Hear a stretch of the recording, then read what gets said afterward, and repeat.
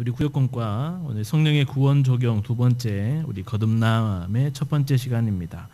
우리 거듭남, 우리 중생은 기독교 신자에 있어서 어떻게 보면 중요한 단어 중에 하나입니다.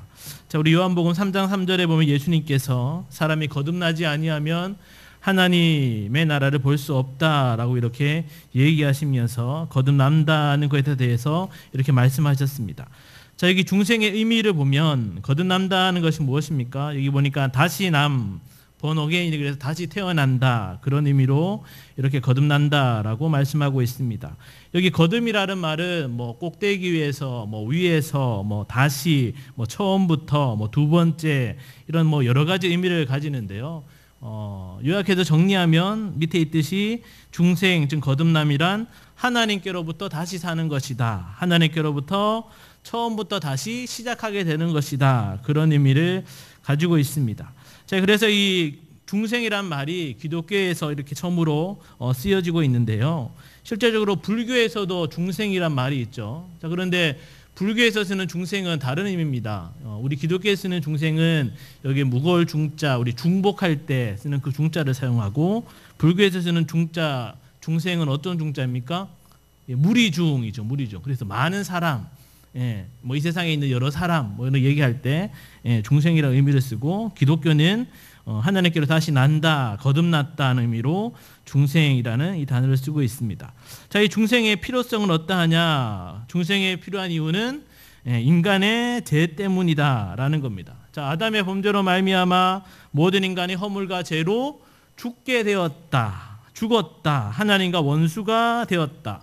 인간 편에서는 하나님을 찾을 수도 없고 하나님께 나아갈 수도 없고 하나님께 어떠한 부르심에 응답할 수도 없는 완전 타락, 그다음에 전적 무능력한 그런 상태에 놓이게 되었다. 자, 그렇기 때문에 죽은 자이기 때문에 하나님의 응답에 어떠한 반응도 할 수 없는 것이 바로 우리 죄로 말미암는 것이다는 겁니다. 자, 그래서 밑에 보니까 인간이 하나님의 부르심에 응답하고 하나님께서 예비하신 하나님의 나라에 들어가려면 무엇이 필요하냐?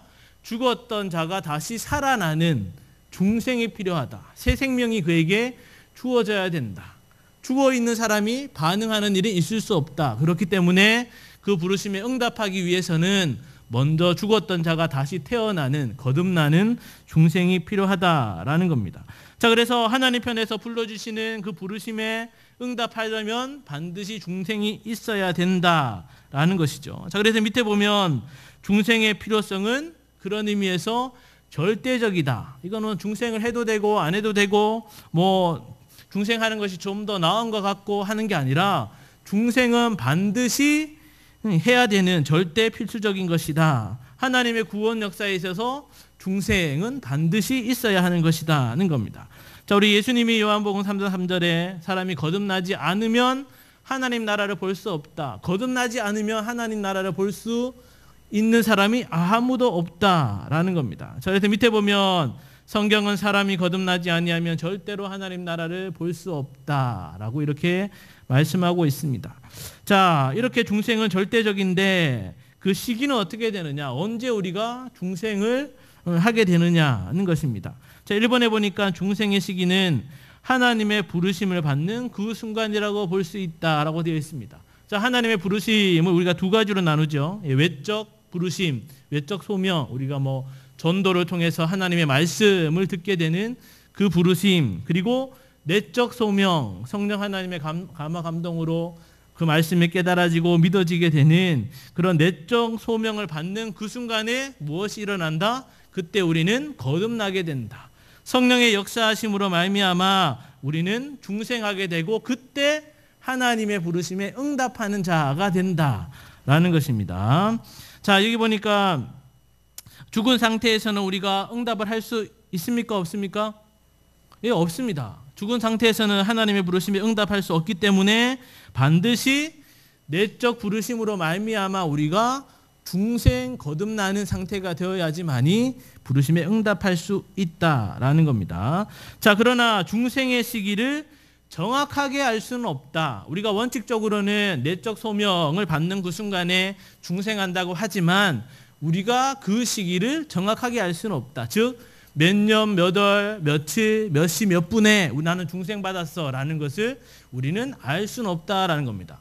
물론 이런 경우는 있을 수 있죠. 나는 중학교 2학년 중고등부 수련회 갔을 때 나는 그때 하나님을 처음 만났고 회개하면 눈물 흘리며 그때 나는 중생 받은 것 같아. 나는 그때 거듭난 것 같아 라고 할 수는 있지만 그 시기가 정확하게 몇 분 몇 초다라고 이렇게 얘기할 수 있는 사람은 없다라는 겁니다. 자, 그래서 그 이유를 얘기하기를 뭐라고 얘기합니까? 예수님이 바람이 임의로 불매 내가 그 소리를 들어도 어디서 오며 어디로 가는지는 알 수 없다. 바람이 부는 것은 알지만 그것이 어디에서 불어왔는지를 알 수 있는 사람이 없다. 그리고 마찬가지로 성령으로 난 사람, 거듭난 사람도 마찬가지다. 이 시기를 알 수는 없다라는 겁니다.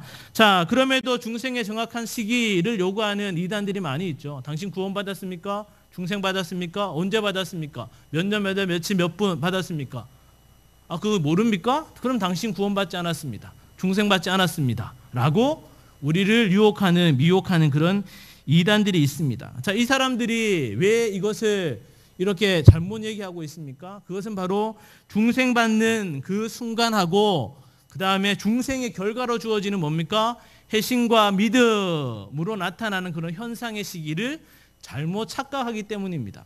자, 무슨 얘기냐면 회개하고 믿는 그 순간이 그것은 중생하고 난 다음에 나타나는 결과인데 그 시기와 회개하고 믿는 그 순간과 중생하는 순간을 동일시하는 그런 착각에서 오는 그런 무지함이다라는 거죠. 자, 그래서 우리 중생의 시기는 정확하게 알 수 없다.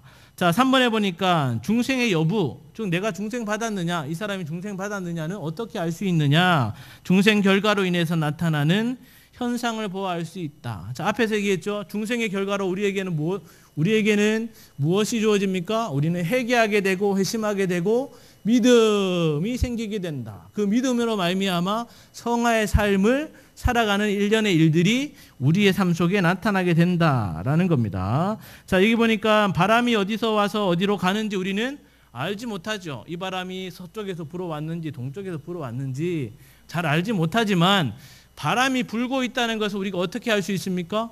아, 나무님이 나무에서 흔들리는 것을 보고 아, 바람이 불고 있네. 저 높이 있는 깃발이 펄럭펄럭거리는 거 보니까 아, 바람이 불고 있네. 굴뚝의 연기가 이렇게 오른쪽 방향으로 오는 거 보니까 바람이 불고 있네. 라는 것을 알 수 있듯이 우리도 중생 받았는지 어떻게 하느냐? 그 나타나는 결과를 통해서 아, 이 사람이 삶의 모든 여정 가운데 믿음으로 요셉처럼 하나님과 동행함으로 형통함의 삶을 감사하면서 사는 그런 모습을 통해서 이 사람은 중생받았다. 아, 나는 중생받았다라는 것을 알 수 있다라는 겁니다. 자, 그래서 여기 보니까 언제 중생이 있는지 정확한 시기는 알 수 없지만 중생한 결과 나타나는 현상들, 즉 새로운 피조물로 다시 살아난 사람으로서 행하는 모든 행동들을 보면 중생했다는 것을 알 수 있다라는 겁니다. 자, 4번의 중생의 주체는 누구입니까? 중생을 일으키는 실제적인 주인공, 주체는 누구냐? 성령 하나님이시다라는 겁니다. 자, 예수님이 얘기하죠. 내가 이르노니 사람이 물과 성령으로 나지 아니하면 하나님 나라에 들어갈 수 없다. 우리 앞에서는 또 뭐라 그랬습니까? 3장 3절에는 사람이 거듭나지 아니하면 하나님 나라에 볼 수 없는데 그 거듭남에 필요한 것이 하시는 분이 누구냐? 성령이다.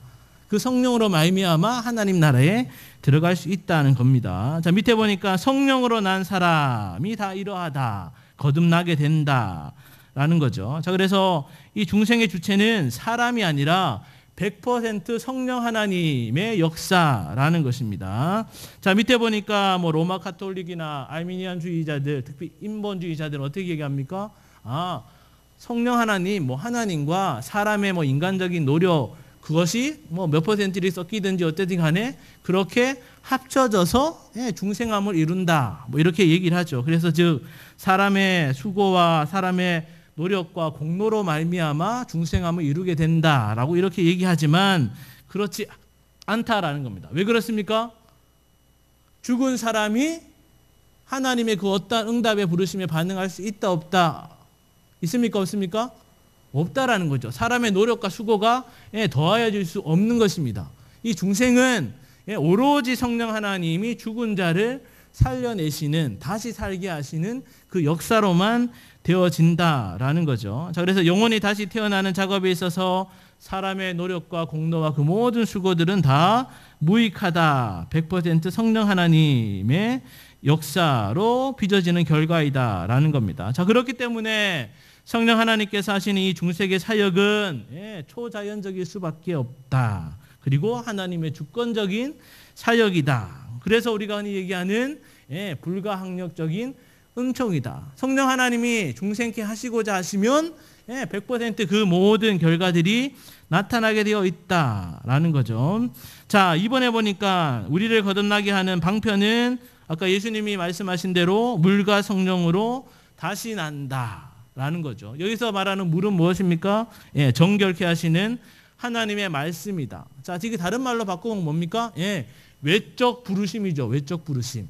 말씀으로 우리를 부르시는 것이죠. 자, 그 다음에 뭡니까? 성령, 인격적인 하나님의 그런 영으로 말미암아 외적 부르심과 내적 부르심의 그 방편을 사용해서 하나님이 우리를, 성령 하나님이 우리를 죄 더러운 심령을 깨끗해 하시고 새 생명을 우리에게 더하여 주심으로 중생케 하신다는 것입니다. 자, 그래서 우리를 거듭나게 하는 방편은 물, 즉 말씀과 성령이시다는 겁니다. 자, 우리 내용 연구를 보겠습니다. 자, 중생의 의미는 무엇입니까? 다시 태어나는 것, 하나님께로부터 다시 사는 것, 다시 시작해 되는 것이 중생이라고 얘기했습니다. 자, 1번에 중생의 필요성에 대해서 맞는 것, 동그라미, 틀린 거, 가위표. 자, 1번은 무엇입니까? 동그라미. 자, 2번은 무엇이죠? 가위죠. 중생이 꼭 필요한 것만은 아닙니까? 꼭 필요한 것이죠. 구원 역사에 있어서 죽었던 인생에 있어서 중생은 구원함에 꼭 필요한 것입니다. 자, 3번은 무엇입니까? 동그라미죠. 자, 4번은 무엇입니까? 살아있는 자만이 하나님의 부르심의 반응을 나타낼 수 있기 때문에 거듭난 곧 중생이 필요하게 된 것이다. 뭡니까? 동그라미죠. 자, 5번 무엇입니까? X죠. 절대적으로 필요한 것입니다. 그죠? 자, 6번은 무엇입니까? X죠. 자, 7번은 동그라미입니다. 자, 3번 중생의 시기에 대한 설명 중 맞는 것을 모두 고르십시오. 자, 중생의 시기는 하나님의 부르신 내적 소명을 받는 그 순간이라고 볼 수 있다. 맞습니까? 맞죠. 원칙적으로 그러하다라는 겁니다.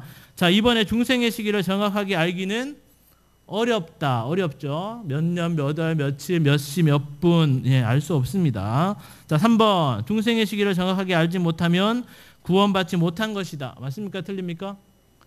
틀리죠. 이럴 것 같으면 구원받을 사람이 거의 없습니다. 자, 4번 우리는 자신의 중생 여부에 대해서는 전혀 알 길이 있다 없다? 있다 없다? 있다. 구원받고 난 후에 새 사람이 되어서 회개하게 되고 믿게 되고 또 여러 가지 성화의 삶에 살아가는 여러 가지 모습을 통해서 우리는 중생을 받았다는 것을 알게 된다. 자, 5번 중생 여부는 중생의 결과로 인해 나타나는 현상을 보아 알 수 있다. 맞습니까? 맞죠. 자, 4번 중생의 주체는 누구입니까? 맞는 것은 동그라미, 틀린 것은 가위. 자, 1번 우리를 거듭나게 하는 주체는 성령 하나님이다. 맞습니까? 동그라미. 자, 2번은 맞습니까? 틀립니까? 틀리죠. 합당한 견해가 아니죠. 자, 3번 중생은 성령의 불가항력적인 은총이다. 맞습니까? 맞죠. 초자연적인 역사, 하나님의 절대 주권으로 되어지는 것이다. 자, 중생의 방편은 무엇입니까? 물과 성령이다. 말씀과 인격적인 하나님의 영, 성령으로 말미암아 되어지는 것이다는 겁니다. 자, 왼편에 보면 우리 표 하나 있는데요. 거기 우리 구원의 서정에 대해서 이렇게 표를 해놨습니다. 창세전에 택한 백성들 예정하고 선택하는 일들이 있다. 자, 이미 죽은 자이지만 창세전에 택함 받은 자들이 있고 그 가운데 소명 부르심을 받는 자가 있고 그 외적 부르심과 내적 부르심으로 인해서 중생케 된다. 자, 그 다음에 중생한 결과로 나타나는 배신과 믿음과 칭의와 양자와 그러한 것들이 있다라는 거죠. 자, 여기 보면 하나 빠진 게 있는데 뭐가 빠졌죠? 예, 영어 앞에 뭐가 빠졌습니까? 뭐가 빠졌죠? 예, 견인이 빠졌죠. 예, 견인이 빠졌죠. 예, 견디고 인내케 하는 그리함으로 예, 온전한 구원에 이르는 그러한 견인이 빠졌습니다. 자, 여기 보니까 성화의 단계가 있는데요. 지금 이 성화의 단계가 이렇게 꼬불꼬불 지글재글 이렇게 돼 있잖아요. 자, 이유를 다 아시죠? 이 성화의 단계가 마냥 오르막을 오르는 그러한 단계가 아니라는 겁니다. 때로는 내려갈 때도 있고 올라갈 때도 있고 하는 그러한 단계들 우리가 거친다는 겁니다. 자, 근데 중요한 것은 무엇입니까? 예, 이것이 점점 예, 영화로 나아가는 예, 상향 곡선을 조금씩이라도 보이게 되어 있다라는 거예요. 예, 이 성화의 과정이 지옥행으로 빠져드는 일이 있을 수 있다 없다? 없다라는 겁니다. 예. 자, 그러한 것을 여러분이 다시 한번 기억을 하시면 되겠습니다. 자, 오늘 우리 거듭남 우리 중생에 대해서 살펴봤습니다. 우리 담임 목사님 아까 기도하셨는데요. 우리 주일학교 성경 캠프 또 우리 청년의 학위 수련회 위해서 또 우리 별들의 여름 학교 위해서 계속 기도해 주시고 무더운 여름인데 여러분 꼭 또 잊지 마시고 구역 모임에도 힘써 주시고 구역원들을 위해서도 신방과 또 이렇게 기도하는 것들 꼭 잊지 마시기 바랍니다.